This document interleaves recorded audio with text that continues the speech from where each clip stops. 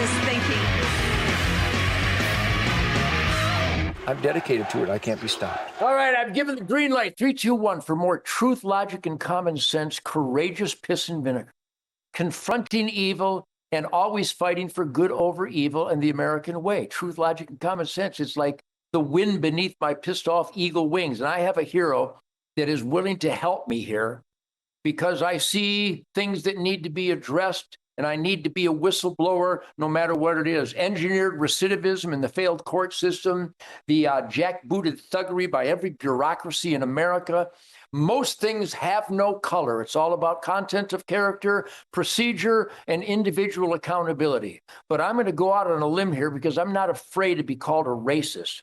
But I am really heartbroken being inspired by such black heroes as the Motown Funk Brothers, everything Motown, Chuck Berry, Bo Diddley, Little Richard, James Brown, Wilson Pickett, Sam and Dave. All my musical inspirations are black guys, and I'm the only guy, white or black or brown or green, that has ever promoted the spirituality, the authority, the musical power that all came from non-Caucasian guys coming out of slavery and throwing off the shackles and celebrating free at last, like our black heroes, Little Richard. I mean, that's my goal in life, to be Little Richard. We have the Officer Tatum. Brandon, thanks for joining me here.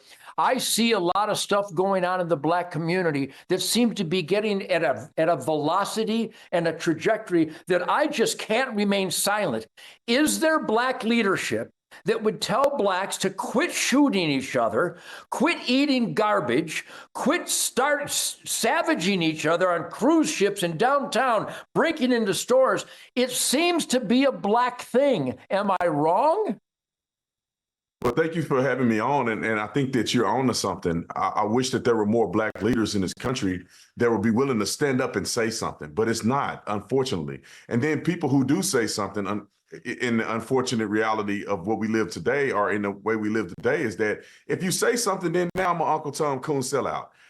And I think that the leadership that's missing is not the leadership from Jesse Jackson and Al Sharptongue and all these other people who I believe are fraudulent people. It's the leadership is coming from the fathers that are absent. And I really do believe that the only way you're going to see change in the inner city communities or in black communities that are struggling in the way in which you explain is that we need more men to step up spiritually. We need more men to physically be there for their children, be an example, stop having 2 or 3 baby mamas that you're not accountable for. And then we'll start seeing young men grow up and value themselves and value what it means to work hard and value what it means to preserve life and not spend the rest of your life in prison or take the life of your brother. So it really comes down to men, and it comes down to fathers who will then be great leaders in the community. And what you just said, Brandon, it doesn't have a racial component. It doesn't have a color. It doesn't have a religion or a creed or a gender confusion. You're talking about mankind, about being the best that you can be and caring about your neighbor. I was born in Detroit, 1948, when the whole inspiration of free at last, after we beat the Japanese and the Nazis, and there was a unification. But then Lyndon Baines Johnson, one of the biggest Klansmen and racists ever, created the New Deal, which was a raw deal, which actually incentivized the abandonment of 2-parent households because the black community had more nuclear families with mom and dad than any other ethnicity. Isn't that true? And then it went down the toilet. And so what you're talking about, you are a black leader, but you mentioned Jesse Jackson and Al Not So Sharpton. They're actually as bad as the Klan because they ignore the spiritual cultural suicide, the inbreeding, the cannibalism that's taking place in the black community, which actually gives it a green light to continue this. They're not happy when they steal and they try to walk out of the grocery store with a grocery cart and they think that they don't have to pay. You're a black leader. Can we find some other black leaders that can blow this whistle? I'm blowing this whistle. They'll call me a racist, but everybody knows I'm not a racist. They'll call you a racist. You're not a racist. But I'm onto something here. You and I work together? There's Jason Whitlock is a great man. The black talking heads on Fox.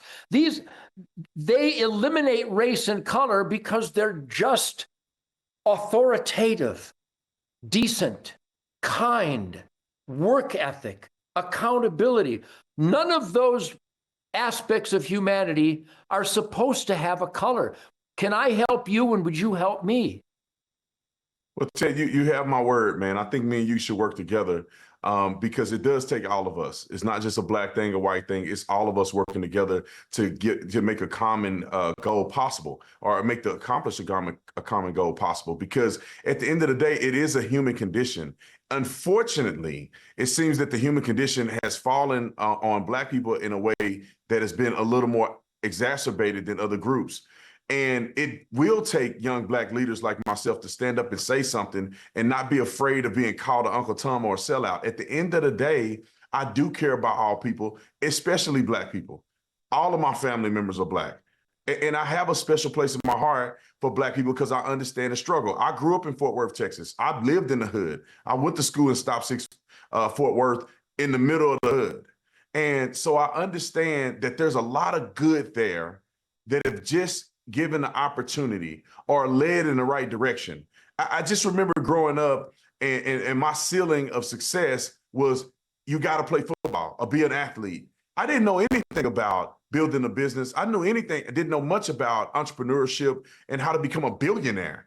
It was good for me to just make it working for somebody, making a couple $1 million would be, exceptional. Not understanding there's so much more to life than that. And then it's not just the money, it's character. It's not just character for myself, it's character for the community. It's giving back to people, it's mentorship. I mean, all of those things, I believe, is not being taught in an effective way in some of these communities, which happen to be black.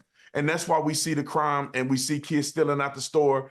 It was an example, and I think you alluded to this, Ted, is the example of the 3 boys, and I think they were all boys, that were stealing out of the Walgreens. And they're cussing and they're acting a fool. And if you look at it, they had a follow-up video with their older sister. Not one mention of a daddy. Not one mention of a father figure. Not one mention of a coach or anybody that is holding these young boys accountable. It's just mama, mama, mama. And I pray one day that we find it in ourselves, all of us together, say, let's come together and let's help our brothers and sisters who are in need the most. And that is the people, in my opinion, that live in these inner city communities. Yeah, crime and craziness isn't just a black thing. It's a human thing. But you're right. It seems to be more apparent and more exasperated, more widespread when you see a cruise ship have a big fight or the airport that has a big fight. There ain't gangs of white people beating each other up.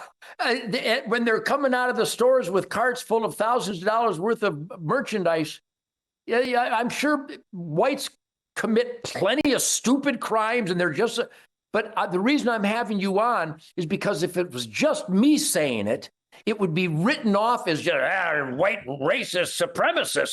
He's a Klansman. I mean, they just go berserk making up nasty, hateful accusations. So number one, Brandon, thank you, because I've watched you speak on behalf of cultures, not just black culture, just humanity, humanitarian, leadership, integrity, truth, logic, and common sense. None of those things should have a race. But you coming on, I need a black guy to say this stuff. And Right. you show great courage. So you know that I'm here for you. Whenever I see you on TV, I go, yep. Well, that's obvious. Yep. So carry on, my friend, because it's going to take guys like you to save black lives, because they're not going to listen to Al Not So Sharp, and he'll give them an excuse to kill each other, is what I really believe that. Yeah, Ted, I agree with you. And if there's somebody who don't hear or don't want to call you a racist, then we both are racist, because we both agree on these things. And we should work together. And I do want to work with you, Ted. I know there's ways that we both can make some of these things happen. And it's not a lie. It's not an exaggeration to say that it's happening more in the black community. Everybody that has common sense, that lived in the black community, that grew up black, we know who we're really afraid of. We're not afraid of no Klans member. I have never seen a Klans member a day in my life.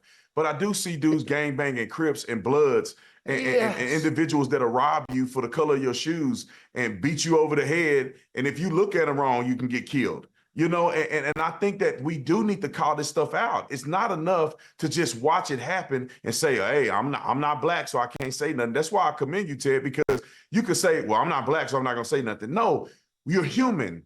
We are humans watching other humans fall apart because they've been conditioned to believe that makes sense. And it's like the blind leading the blind. It is very unfortunate that, and I'm going to say we as black people decide that we're willing to hurt our own brothers and sisters the way we do. You don't see normally black people beating up white people on the cruise. It's mostly black on black violence. You don't see black and white people having a conflict in the inner city. It's mostly black on black violence. Some people can argue because of proximity. Others, it's because of internalized hatred.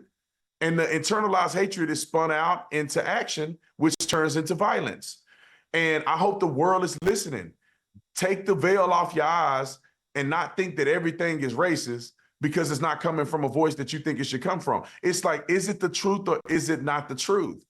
And I honestly believe that we gotta make a change, because when the black community is elevated, everybody's elevated. It does not benefit America for any group that's living in America, that's experiencing the American dream, to be failing, to be struggling, to be hurting, to be fatherless, to be over-incarcerated. These things don't help everybody. So my message is almost the message, I would say consistent message of Jesus Christ. You love your neighbor as yourself. So we all have a vested interest in putting into and valuing, lifting everybody up. Brandon, I love you, buddy. We're going to wrap it up now, but we're going to do this on a regular interval till we try to spread that positive spirit. Ted Nugent, Real American Spirit, Campfire. I love you people. Have a great weekend.